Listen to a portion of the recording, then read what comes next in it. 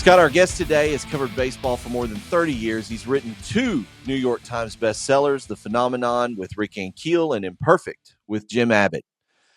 The reason he's here today and the reason we're so excited to have him is he's got a new book called Nolan, The Singular Life of an American Original about Nolan Ryan. His name is Tim Brown, and he's here on the mixtape. Welcome to the mixtape, Tim. Welcome, Tim. Fellas, thanks for having me into Dallas for a little bit. We're super excited to have you here. I got an early copy of the book. It's fantastic, and I'm not blowing smoke. I was honestly surprised at how much I laughed while reading the book. The stories, like if you are somebody that just enjoys hearing baseball players from the 70s and 80s tell stories, like this is a buffet of just fantastic baseball stories.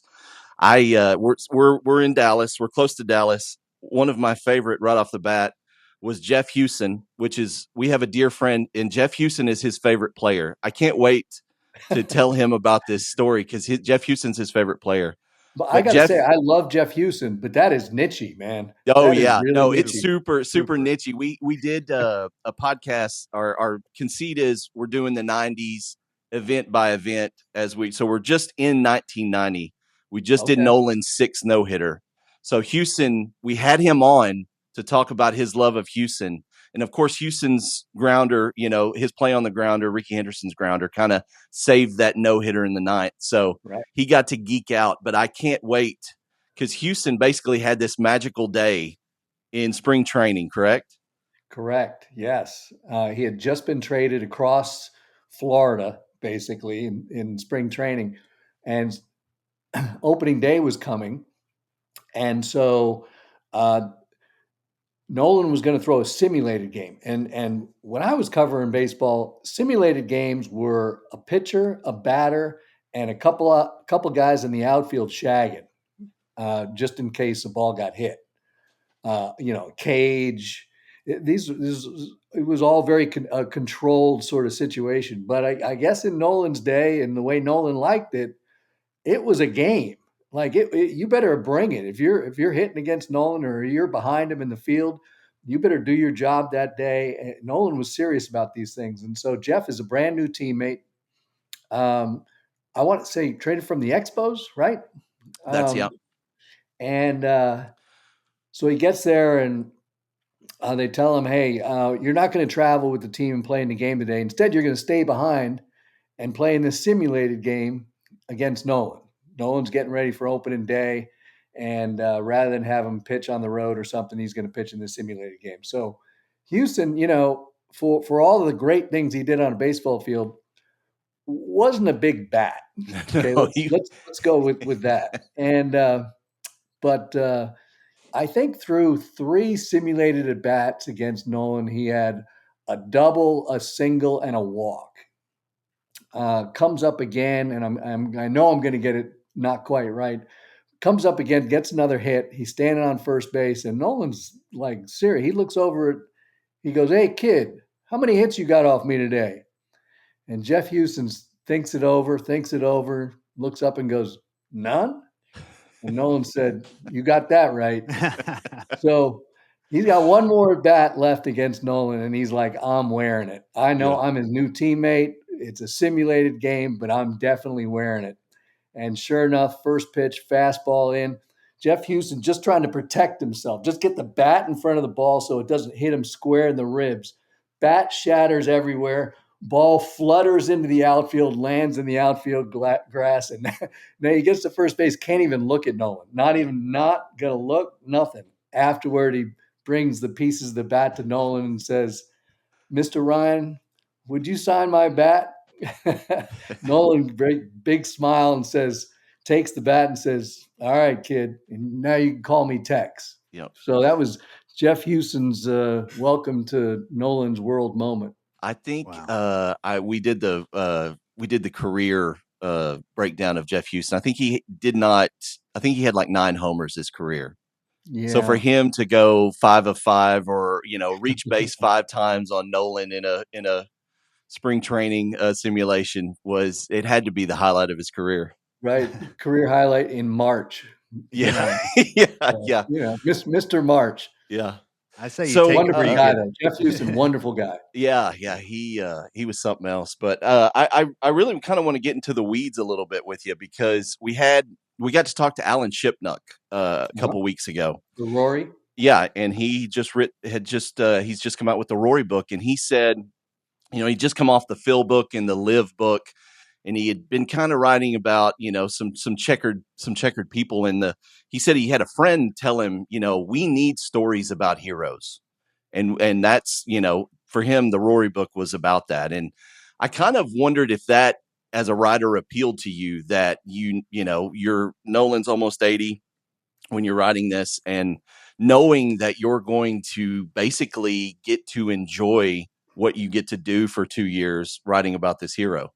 Yeah, that's a really good point. And I'm a little like taken aback that you brought it up because I had finished the book and uh, I thought, wow, this is. I hadn't intended it to be. I think the word is hagiography, which is means like sort of writing, offering someone sainthood, right? And uh, I thought, wow, this is a really positive book. I didn't go in thinking Yeah, positive, negative, anything. I just wanted to go sure. and, to your point, tell good stories. Um, try to recapture an age of baseball that is gone, and the type of player who played that kind of game also gone. And so the book was finished, and I thought, well, it's really positive. And I was sort of second guessing myself, like I couldn't, I don't know, should it have been? Is it going to play weird? And I saw Alan talking about the Rory book, and someone reminded him, hey, you know, we need heroes too. And it really softened my view of what I had done because again, I didn't go in thinking, all right, super positive or super negative or anything, because Nolan has his detractors as Yeah, well.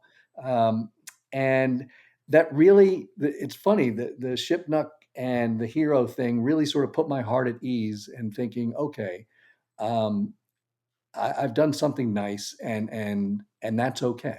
In an yeah. age of where everyone's tearing each other to pieces, it's okay to write a book about someone who you admire. Certainly, by the time I finished reporting and writing this book, I really my admiration for Nolan was even more than when I started. There's definitely more flowers here for you. There's definitely a warmth to the book that comes through, even at the end when, he's kind of contemplating, what the life has been and still doing the work day in and day out. Like there's still a warmth there that for a reader, that's incredibly appealing. And I enjoyed, we've already talked about the Houston story, but there's dozens of stories like that. And it's hard not to just kind of, I don't know. It's just I love sports biographies, and this is just, straight down Main Street for me. So I I uh appreciate I I appreciate that. I think I could sort of relate to him. He's today living outside Round Rock. Um, Sort of contemplating old age, yeah, right? And yeah, and contemplating a life well lived, and how he spent it. And I'm coming up on 64, and I have some of the same thoughts. It's like, where have you been? What did you do? How did you? And so there was this empathetic thing in me yeah, watching him. Obviously, I didn't do the things he did, and certainly not on a baseball field. But I could really relate to someone who's beginning to consider um, who I am, who I was, yeah, what I meant to people, and the Sid Holland story that's in the book yeah, about sort of helping out someone who's not as uh, perhaps fortunate as you are.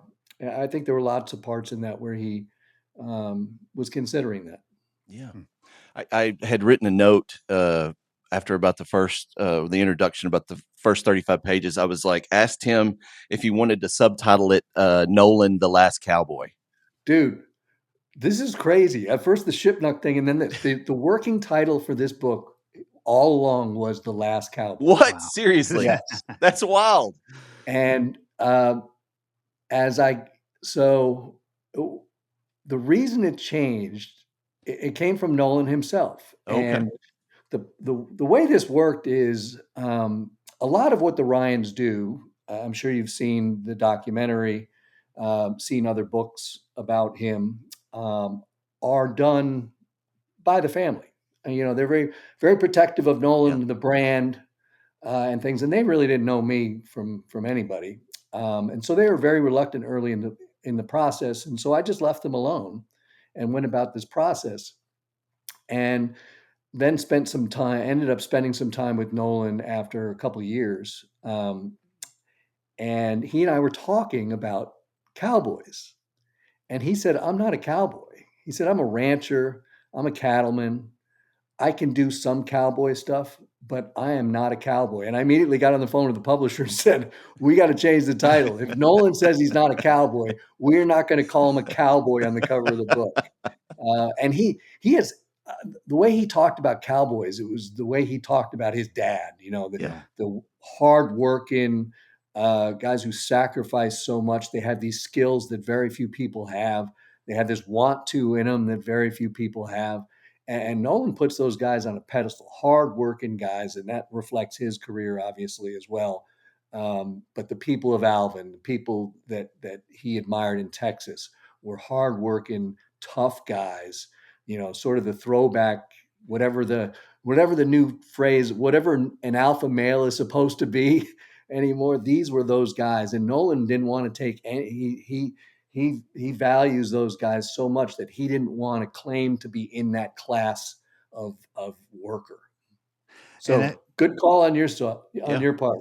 yeah, that seems like the humble brag of a true cowboy, though, kind of, not a humble brag, just a very humble Right. way of looking at it. Because if you were just to change the venue for where the cowboys he's referencing do their work and his work, every other word you used in there, as far as hardworking, unique set of skills, all that stuff fits Nolan to a T. And even the humble side of it, I think, and not wanting to hold himself in that. So I think thinking about him like that, and just almost like this larger than life legend while he was still even playing the game. I feel like he kind of had that. But thinking back to your books on Ankiel and Jim Abbott, and Mhm. really the psychology of those two guys, where does Nolan kind of fit in the spectrum of that? And I mean, is he just as bulletproof, I guess, as it seems like he is? I think early on, um, I thought the the Red Murph parts of this book, where it sort of reflected the fact that Nolan was this tall, skinny, hard throwing kid who didn't have a second pitch. Um, was winning a lot of games, was striking out a lot of guys, and the only scout who really latched on to Nolan was Red Murph.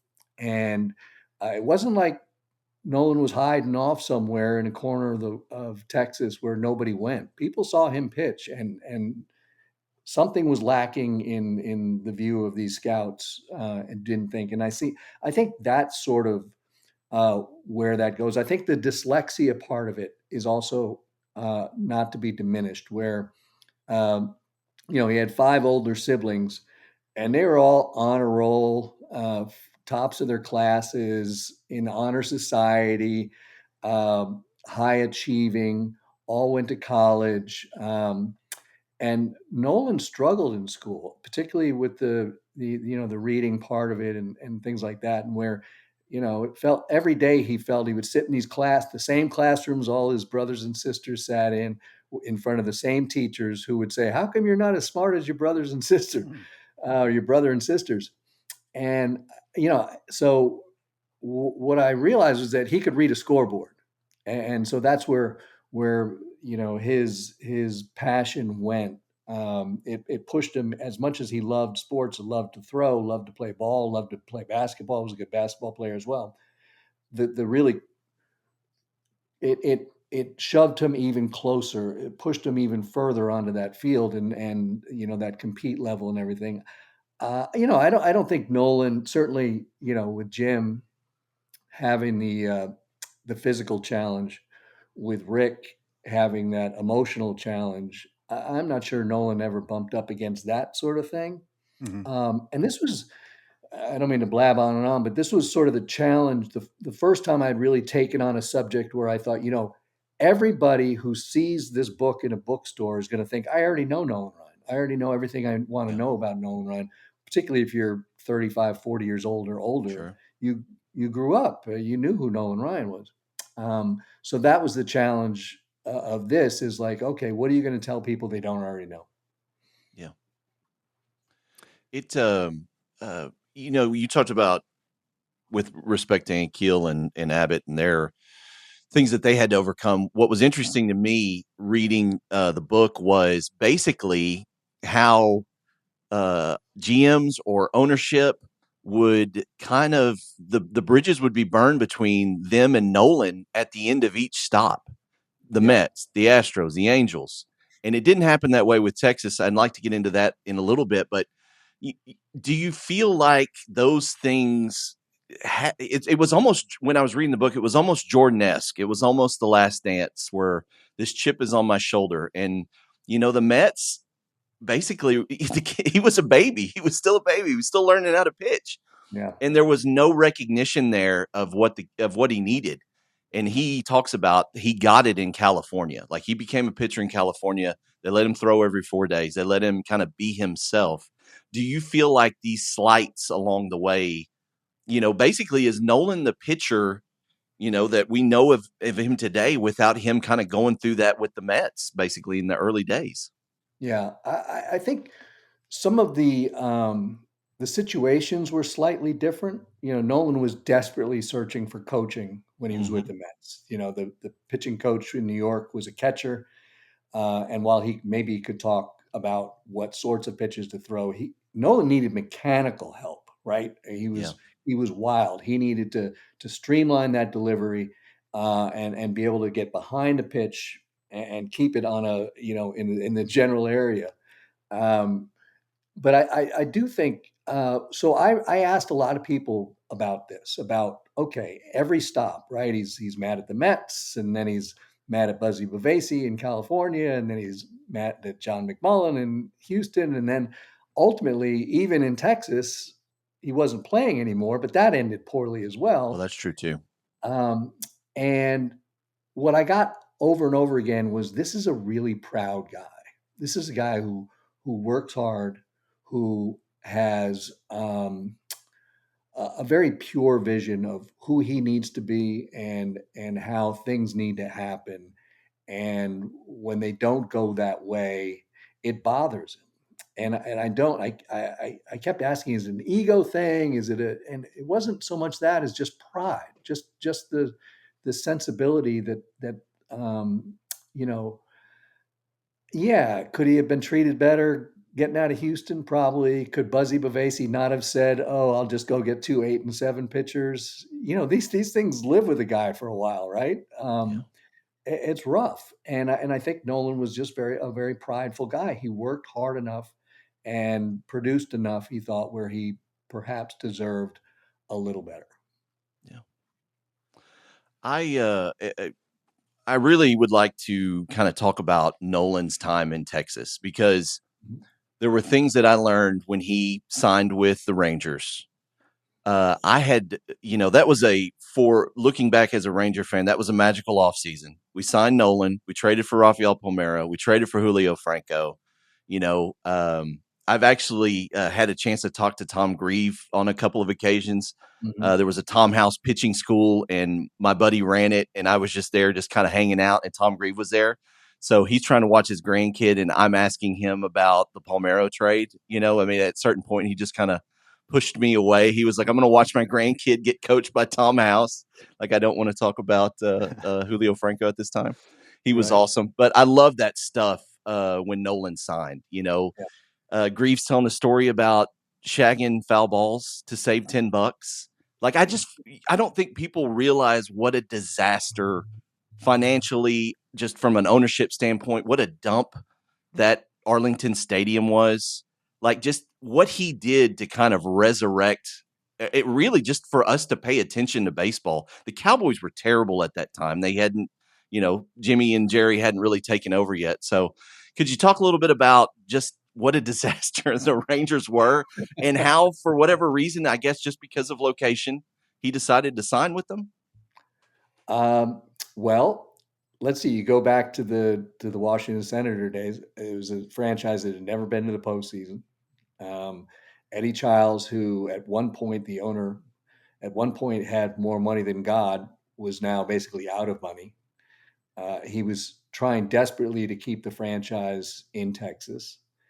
Uh, in the meantime, getting closer and closer to bankruptcy. The the Rangers were irrelevant in the league at that point. They had a few decent players, but that was it. They were just taking up a spot in the standings. And uh, Nolan's decision, the argument that Bobby Valentine and Tom Grieve made to Nolan was, "You're a Texan. You need to stay in Texas." And they had a pretty good sense that he wasn't going back to Houston, given the way things ended there. So that was their pitch: was come finish your career with Texas across your chest. Um, and and they were going to scrape together. They didn't know how they were going to pay him, but they were going to make it work. John Young, the old scout, um, told Tom Grieve he still had ace stuff in him, Yeah. even at that point in his life. He was what, 41 years old at that point. Yeah. Um, and I mean, Tom Grieve, I said, well, if nothing else, he'd be in the team picture, which would help, right? And he said, no, we honestly thought he could pitch. Yeah. We honestly thought he could help us. And uh, John Blake, who's been, is the PR guy there, he's been with the Rangers forever, um, said not only did he save the franchise in Texas, keep the franchise in Texas, he got the new ballpark built as well. He was the guy when they put it up in front of the public for a vote to finance the stadium. He was the guy on the yard signs. It was Nolan Ryan. Come, you got to throw in a vote for Nolan, right? Yeah. Uh, and I think it even extends as far as the Rangers World Series championship. I mean, obviously he was team president when they went to the World Series and lost those two World Series. Um, but none of that happens. That era of Rangers baseball, and even with those good guys were coming, right? The young, they had dipped into the the international scene and all. None of that happens without them signing Nolan Ryan, without Nolan Ryan deciding that he's going to finish his career closer to his family in Texas. I don't know if he had in mind that he was going to somehow, I was going to say resurrect, but it was never wrecked. So, Right. There uh, was, yeah. uh, I don't think he had that in mind, but I do think that had Nolan not made that decision, we might be talking about the Tampa Bay Rangers or something. Yeah. So I'm a later in life Ranger fan. Grew up somewhere between Houston and DFW. But the one thing I've always been is an Astros hater. So when he was in Houston in the 80s, and that's really when the beginning of my baseball fandom began, I had somehow, just as a lost kid looking for fun, latched on in 1986 to the New York Mets. Early in the season, followed that all the way through, memorable NLCS. And so you can imagine the elation kind of for me of, hey, he's leaving Houston, and he kind of already was a legendary figure, I mean, definitely while he was still with the Astros, he was a little overshadowed by Mike Scott, maybe, but Yeah. nonetheless, the elation I had when he was dealt to this other team in Texas, right, and the excitement of getting him out of Houston. But talk to me about what you think. You talked about what it did for the Rangers, but what did it do for Nolan? So when you think about just the Rangers era of his story, what's different for Nolan if he just walks away from the game after Houston versus he goes and hits all these big milestones in Right, Texas, right. Wins his 300th game, throws two more no hitters. 5,000 Um, Ks? I think that now we're talking legacy, right? Yeah. Um, I think that it's difficult to talk about Nolan Ryan without talking about the numbers, all the strikeouts and the wins and the no hitters and uh, the one hitters and the two hitters and all the 235 pitches he threw against the Red Sox one day and all of these the 27 years in the league and everything. But for me, when you're talking about legacy, that's more than numbers. That's the way a guy pitched. That's the way a guy conducted himself. That's the way a guy owned the zone, and maybe inside a foot off of the zone. That's the way a guy prepared. That's a way a guy made, you know, a 46-year-old plumber in Boston feel about himself because of what he was doing. That's a guy who's on TV hawking jeans and boots and hats and aspirin and all that stuff. There was just something that happened for him in Arlington that I don't think was going to happen anywhere else. There was it just it's funny when I was first talking to an editor at Hachette about this book, he got very excited about a Nolan idea. We talked for a while, and then he revealed at the end, he goes, "Yeah, I grew up in Dallas." And I thought, what is the deal with people in Texas and Nolan Ryan? In my lifetime, there is no athlete who is more sort of symbolic of where he was from. There isn't a baseball writer on the planet who, if you gave him a map of the United States, couldn't put his finger on Alvin, Texas. And I think that all goes toward this legacy of who we are, who we'd like to be, particularly at 45, 46 years old. I mean, that was all happened, in a Rangers uniform, Well, those there's sort of things. And guys I talked to about that, Texans, like West Texans, hardcore oil field scorpions, snakes, all that stuff. Guys say, here's my Texas Mount Rushmore. yeah, It's Sam Houston, Davy Crockett, Tom Landry, and Nolan Ryan. right. And these Well, guys might be 30 years old. They might yeah, be 70 years old. It's all the same four guys over and yeah. over again. Well, So I it's think you. that's You've what got the a Rangers. line. You've got a line in the book is the Cowboys were their team, but Nolan Ryan was their guy. Like I highlighted that. I was like, that's how it felt. Right. You No doubt. know, 12, 13, 14. When I'm like that, it was there were in the hallways, there were whispers when somebody had tickets to watch Nolan pitch on Sunday. Like, Right. hey, Bobby's going to watch Nolan pitch. Oh my gosh, really? And then Right. Monday you would immediately go up to Bobby and go, how was it? Like, Yeah. I mean, we just, I lived in Dallas or closer to Dallas. We had to take our antennas and point them towards Wichita Falls because the Cowboy games were blacked out. Like the Rangers were honestly bigger for us growing up than the Cowboys just because, one, it was baseball, but, we had Ruben Sierra and those guys, like those appealed. And then when Nolan showed up, like he was our guy. And that really, when I was reading the book, that really you know, it reinvigorated a lot of those memories.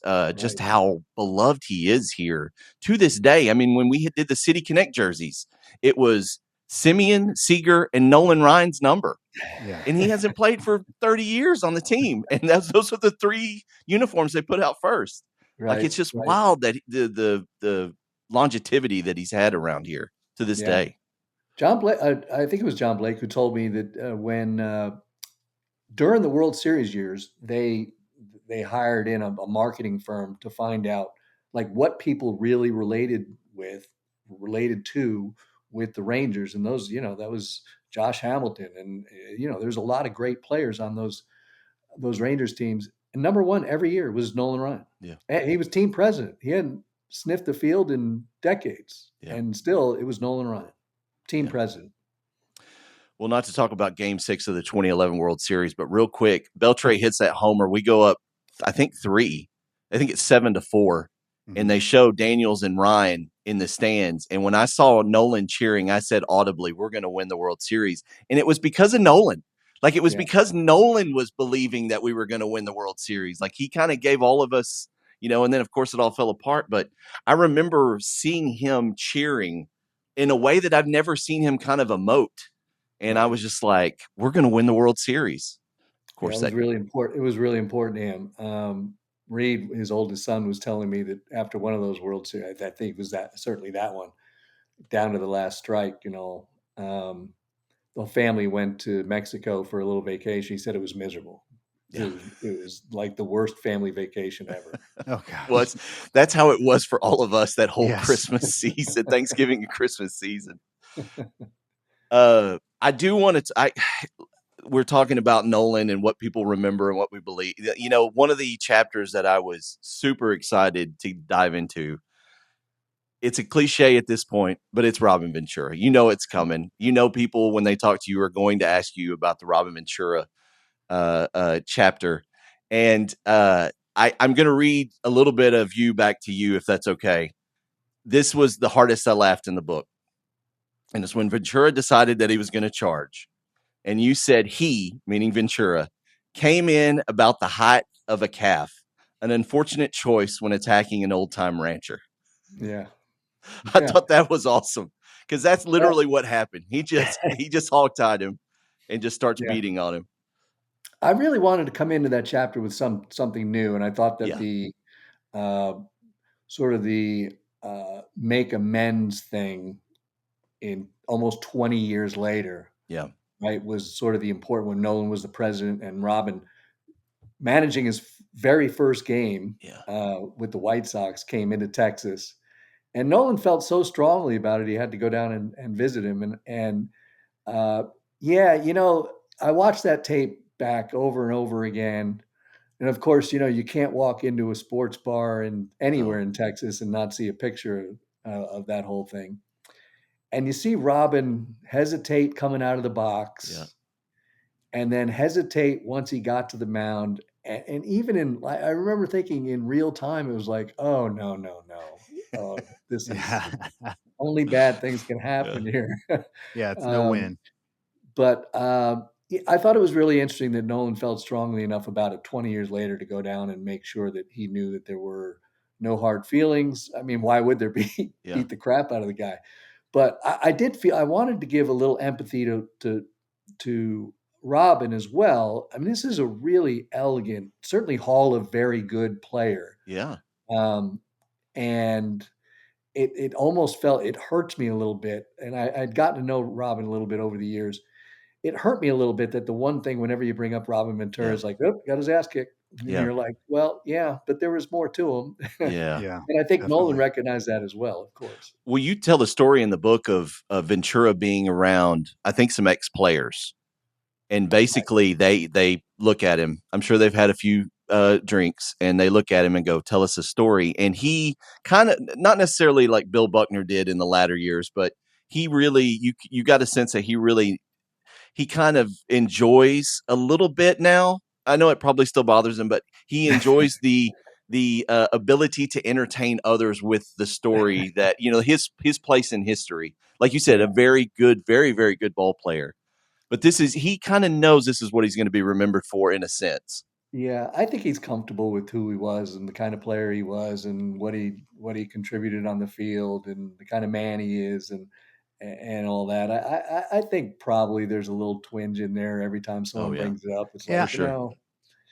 and it's so different, right? Because I mean, had he charged Charlie Huff or whatever, and let's say even Charlie Huff whips his ass, then it's like you're never going to get over that. But a legend, the cowboy, Yeah, the man beat your yeah, ass, even at that older age and everything. I mean, it was almost like you said, Tim, the second he starts to go, inch out towards the mound, I remember having that same thought of just like, this can't go well, and watching it over and over, I have empathy for Robin in that moment because I do think had he gotten out there and gotten lucky and landed a first shot, I mean, it's kind of it's worse than Pedro throwing Don Zimmer to the ground. It's worse than I mean, it doesn't work for you either way. You get lucky and win, you're losing. If you get your butt kicked as you did, you lose. But at least now he gets to kind of revisit it with like, hey, the most badass of all badasses in baseball beat me up.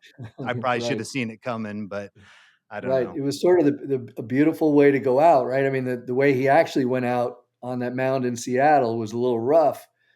Um, but I think how people remember him going out is whipping this young Moments like buck, that. you Yeah. know, out in front of tens of thousands of people, Yeah. and it lives forever. You know, Yeah. Yeah. it's again, it's you know, there's not a bar or restaurant in Texas you walk into, you don't Oh see a yeah. photo. And there's so My many of those favorite moments like that my from his favorite time in footnote, Texas.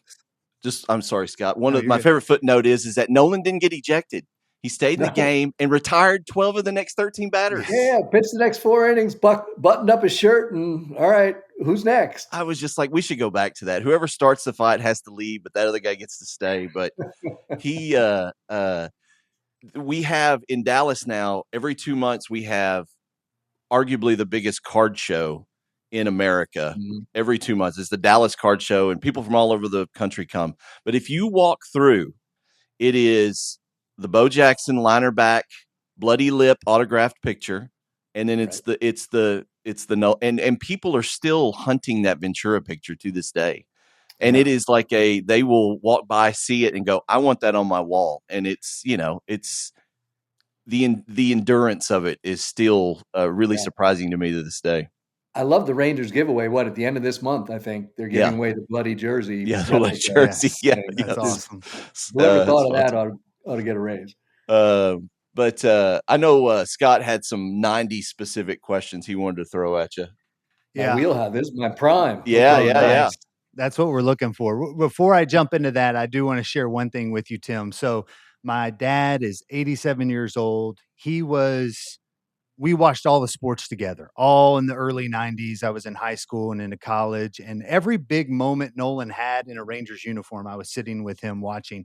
And it was appointment viewing. He was similar to me, did not like the Astros. He grew up in another town and kind of influenced my fandom. And I'm going to come back to that here in a second because you had some time in that town as well. But the when I was telling him, I called him and we talked a little bit after we interviewed Chipnuck, and he was really, amazed by that and the stories from Phil and Rory.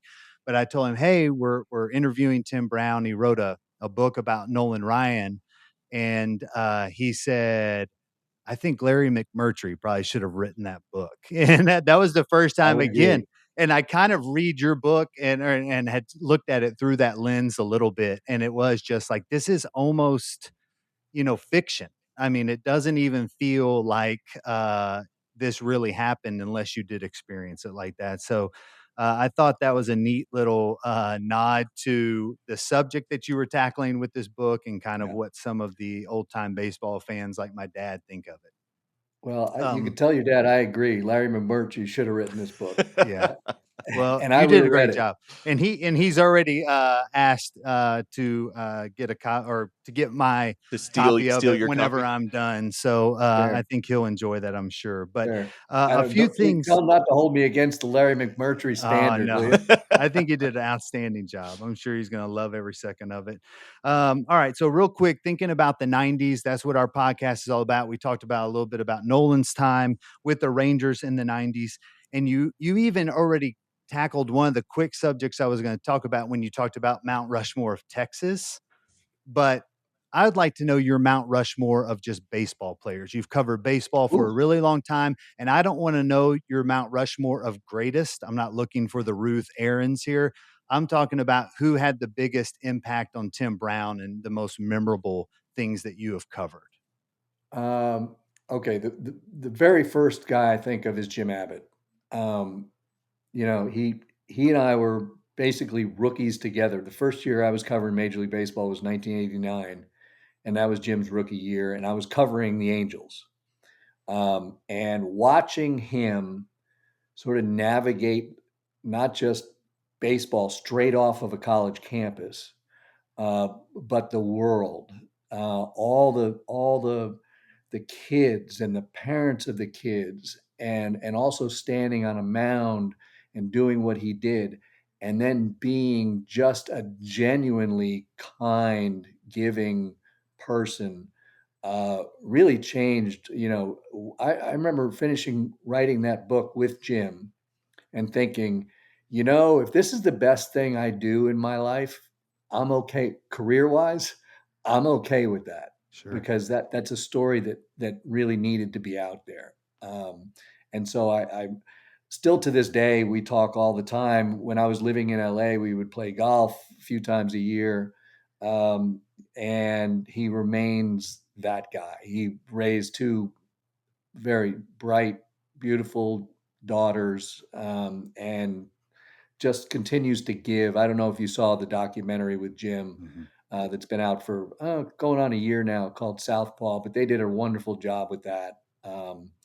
And the impact he's had on that community will go on for generations, and I think so. I'll start there. Okay. Um, I think it's hard not to spend a lot of time. The Rick Ankiel thing. I hate to do all the greatest hits of the That's all books, right. but you spend so much time with a guy putting these things together. And I think that the year that I spent putting that book together and seeing how cathartic that experience was for Rick. He had never, I don't think, opened up even to himself about what happened, what he experienced, the sort of things he was feeling, how difficult it was, the Mhm. people who remained in his corner. Uh, I think to this day, I think that he is for that, not because I was part of it, but for that project is a better man, a better husband, a better father because of that experience, because of finally sort of for the very first time really facing those demons again, going back and revisiting and saying, okay, come get me again after having that horrible experience. So I think you know, he as well, sort of a special place in my heart. Um, I covered Chili Davis. Oh, There's a name. Oh, yes. wow. Yes. I covered him in at least two different. I was an Angel beat writer when he was there. I was a Yankee beat writer when he was there.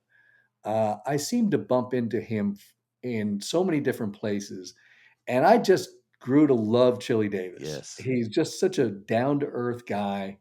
Um, Funny, and then of course he was a hitting coach for a number of years.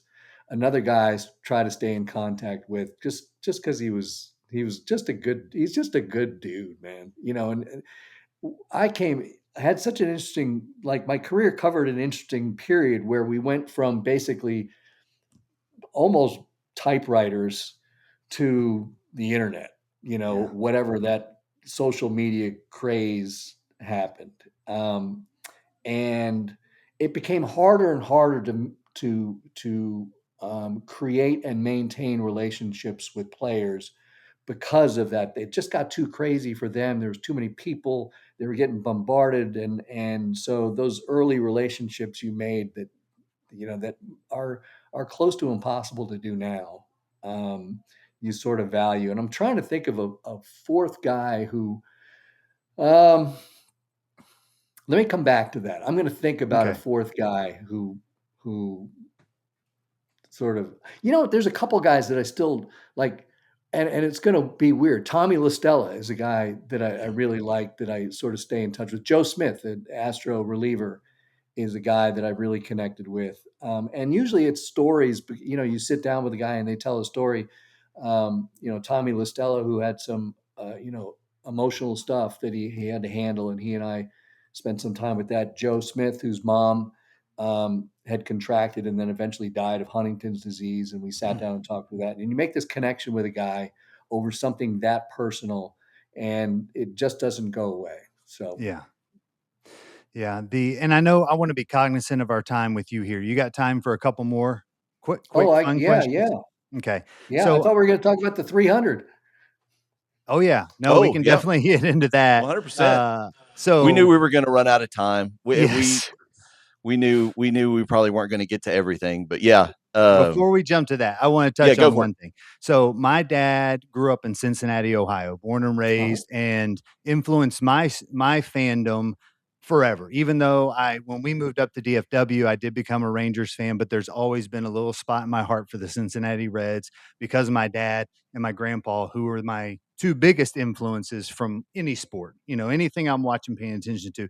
So what years were you with the Inquirer? So I covered the Reds for 1 year, 1997. 1997. Yep. And talk to me a little bit, just really briefly about give me one highlight from that 1997 Red season. Well, I mean, that was a Dion year. Dion like Jeez. helicoptering back and forth to the Oh Yes. Cowboys, man. which was wild.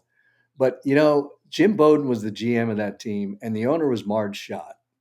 And when you asked me about that season, I think it may have been opening day or right around there.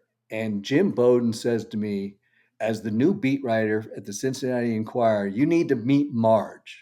Oh And I'm gosh. like, all right, bring her on. What do we got? Let's see how it goes. Well, he brings me into this suite, and there's a bunch of people in there, and there's Marge, and she's sort of entertaining and everything. And Jim says, Marge, I want you to meet someone. And she says, oh, okay. And she sort of totters over, and he says, this is Tim Brown. And she reaches out her hand, and Jim finishes with, he's the beat writer for the Cincinnati Enquirer. And our hands got this close together, like Sistine Chapel reaching out. And she went, the Cincinnati Enquirer, yuck. And she pulled Oh her no. hand away. And that was the introduction of me and Marge Schott. And that was our entire conversation. I never talked to her again. Yeah. And that was that. But Cincinnati, what a great baseball Oh town. yeah. That was 97 was Dion. Barry Larkin was shortstop. Aaron Boone was a rookie on that team. Um, Reggie Sanders, Brett Boone was on Yeah. that team, had a Yeah. rough year. Ray Knight got fired. They brought Jack McKeon in. The Reds were not very good, obviously, and but I got a sense of it was sort of my one and only time covering in the Midwest in a quote unquote baseball town, sort of a smallish baseball town, and I really enjoyed it. I was just sort of on my way to the next thing. Yes. Yeah. Ended up in New York right after that. Well, and I was curious on the year you were there, and yeah, that wasn't a great year in Reds history, but yeah, Larkin, arguably top 4 player for me ever in terms of my fandom, and just seems like an amazing guy as well. Really, Uh, really such an elegant player, really elegant. And he got hurt that he had a heel thing, I think, that year, missed a bunch yeah, of games. yeah. Um, Well, and I didn't but mean to good dude. tangent too hard away from Yeah. from Nolan and the Rangers. So let's go Well, back to the 300th if we I can. just had one thing about the back to Nolan, but when Nolan would have an achievement, I would have my mom drive me to the grocery store with I always kept like rolls of quarters.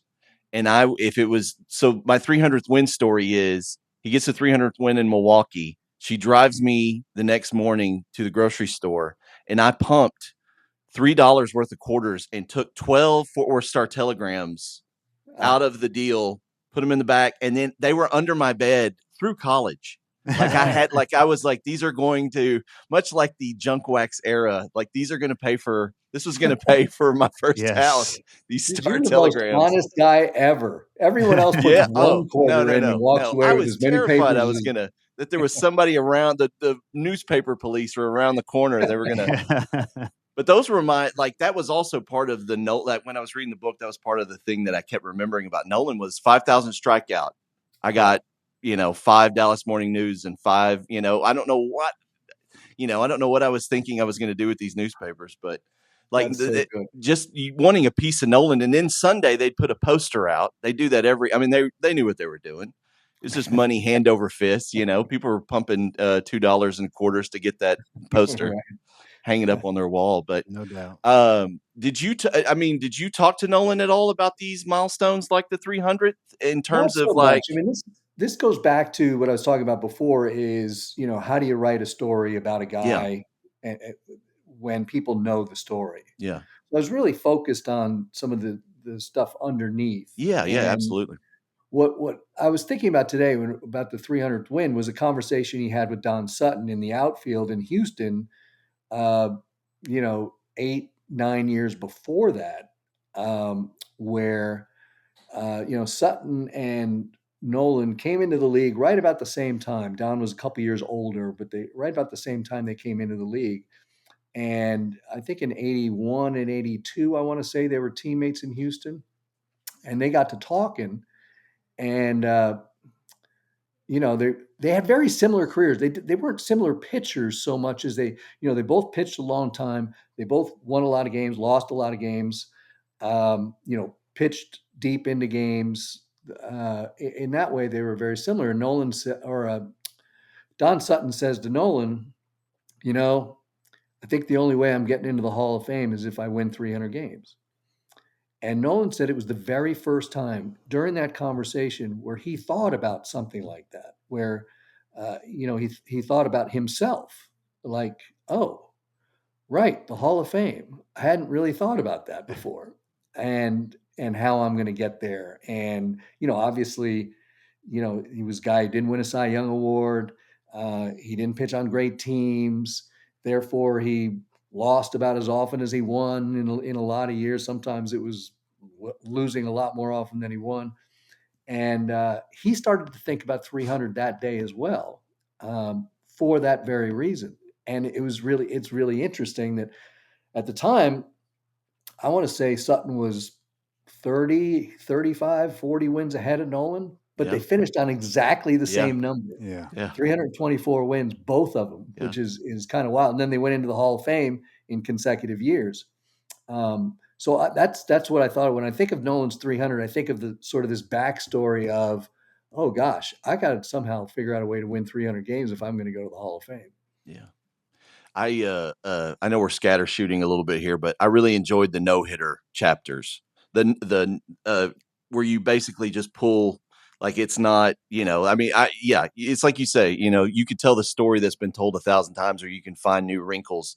And in the sixth no-hitter, which we did the pod on, you tell the story about one of his sons being in the dugout and breaking the, three. Well, he says 3 more, Dad, and there's just a collective groan in the dugout. Yeah, exactly. But what was great about there's also a great story where you tell, not to give everything away, but he's in Seattle 2 days later, and the waiter basically asks him if he's still playing baseball, and he'd just thrown the 6th no hitter. It's like, hey, still buddy, hanging around. go get him, champ. Go get him. Yeah. So anyway, but we need to let you go. I have been told this, but I do want to, you're coming to Dallas. You're coming to Arlington and Dallas on May 29th, Friday. I want to plug it because we're going to be there. We'll see you at some point. Oh, great. Yes. Great. The night that they're giving away the bloody jersey, I'm going to sit in the team store and sign books and all that. I'm going to do Jeff Wilson stuff. Awesome. I'm doing a bookstore. Yeah, you're doing Interbang Books. Yeah, Interbang Books in Dallas, great independent bookstore at noon. Looking forward to that. And then I think you're going to be at the team store at 5, starting at 5 up through game time. Right. On Friday the 29th. But I wanted to thank you so much for the time, and the book is phenomenal. I hope everybody goes and gets it. In my head, I'm going to call it The Last Cowboy. But if you're going to Amazon or Barnes & Noble or wherever you get your great books, the title is Nolan, The Singular Life of an American Original. Tim Brown, thanks for coming to the mixtape. I wish you all the luck. I hope it sells 1 billion copies. That's a real number. With you. Yeah. I hope it sells as much as Rory sold. Oh, that would be great too. I'd be happy with that. We would love to have you back at some point. I saw that you recently joined Substack. Is that where we'll find you moving forward? I did. I'm sort of piecemealing that, trying to figure out what I want to do with it and all. My wife was like, you got to get on Substack. So I got on Substack. Yeah, I'm a good, I can follow orders. Yeah. And just trying to sort of figure out what do I want to do with it. Life, baseball, sure, writing, there's definitely a lot of life in Nolan. I really thought the writing, especially at the end, was very kind of understated and lovely. Like you got out of the way, like in the best, like a person of your experience, or somebody that has written as long as you have, that it really shown through with the last couple chapters. So I really, really enjoyed it. I was really moved by it. So again, thanks for the time, and hopefully we'll get to talk to you about something 1990s down the road. I lived them. Appreciate it, a lot more. Yeah. Thanks, Tim. Thank you. Look forward to seeing you in Dallas. Yes. We'll see you. Take care.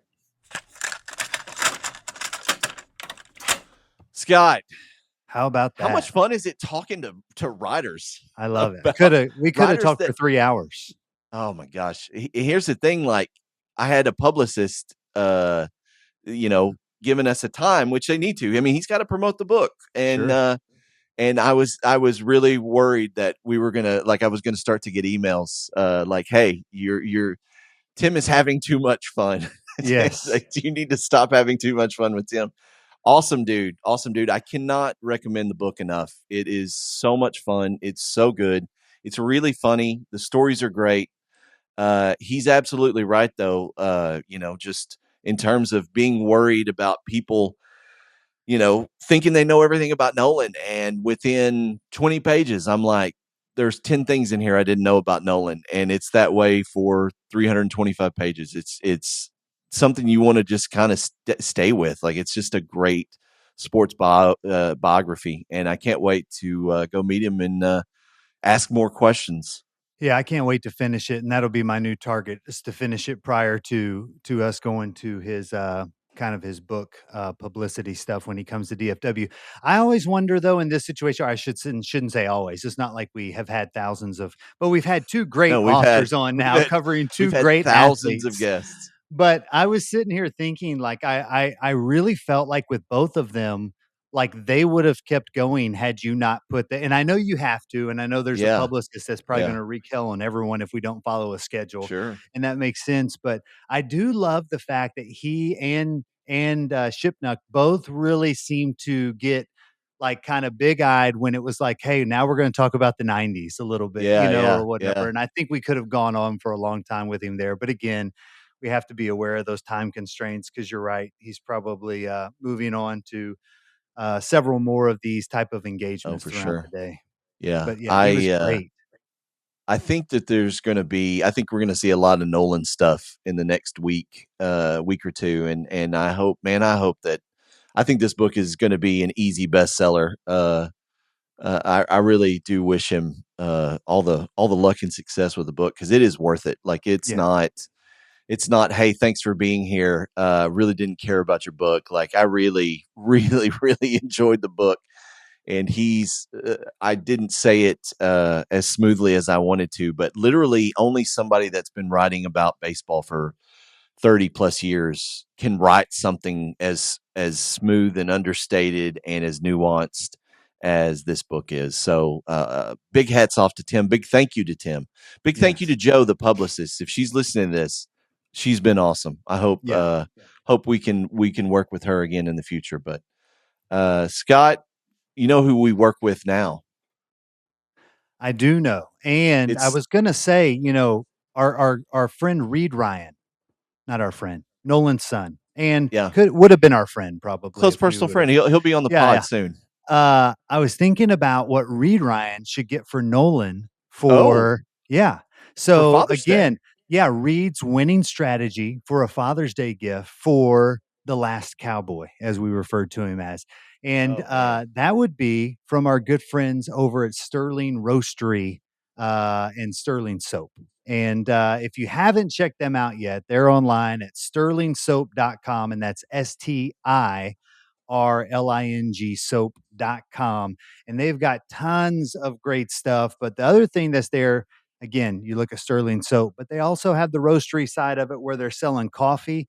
And I just feel like They got a Nolan's, go ahead. coffee subscription now. Yes, that's right, and that's exactly what Reed should do for Nolan, and I think I may even do that for my dad, who's a coffee drinker. I'm constantly battling coffee, but, nonetheless, I was drinking it all day today, and I was just thinking, You were I don't know excited what, about Tim Brown. well, I don't know what Amy, bought here for me, but I would have to think that Sterling Roastery was gonna Yeah, be better than the yeah. Folgers or Well, Maxwell here's House the that thing. we It have. shows up first of the month. It's there. Yes, you Every don't even two have to weeks, it's think about there. it. You don't even You don't think have to about it. think about it. In the Delicious world of coffee straight to your door. subscriptions, yeah, this is one that you aren't gonna wanna, cancel, and it's not one, you think about it, you do a subscription to whatever, Hulu or something like that, and then you quit watching Hulu and you look up and you paid for it for 8 months. Well, guess Yep. what?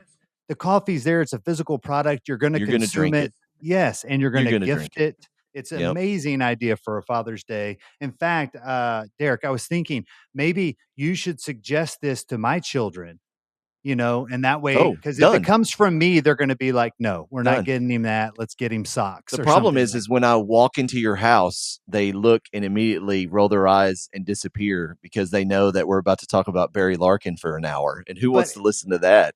in all seriousness, though, Hopefully the listeners of this podcast. I will say this, and this is off of Sterling Soap a little, but it has to do with it because of the gifts, is that just this morning, Dylan, my middle child, you're obviously close with all three of my kids, know them very well. But Dylan said, "Hey, Dad, got someone important to me, birthday coming up. Who do you know that's the best at gift giving?" And she said, and then she went, "But like besides Derek." And I said, why besides Derek? And she said, well, it's almost like that y'all are the same person. And that probably Jeez. makes it really easy for you to buy and for him to buy or whatever. And I was like, you're right. I said, You're it's right. super easy because she said, yeah, I know you just buy two of something, right? And I was like, yeah, that's pretty much what it comes down to probably. But anyways, I gave her some other names that where it was like people that are just, if she wanted to pick their minds for how do you go about it or whatever. But no, I mean, this would be a great gift for birthdays, Father's Day. It definitely makes sense. And whether you And do the no, go soaps, ahead. well, yeah, whether you do the Yeah. soaps, the coffee, they've got a ton of options there that are great gifts, not only for Father's Day, but birthdays, other big special celebratory days. Probably don't have time to get it in time for Mother's Day this Scott, year, but I you'll know you learn. probably can't see in the video, but like my cheeks and under my beard, been Yeah, using Sterling Soaps shave lotions. No bumps, Scott. no Look at bump. that. Look No at that. bumps. Just Golly. clean. Just clean. That's Don't what you're think going to we get with Sterling Soap. don't think less of me if I reach up and touch that next time we're together in person.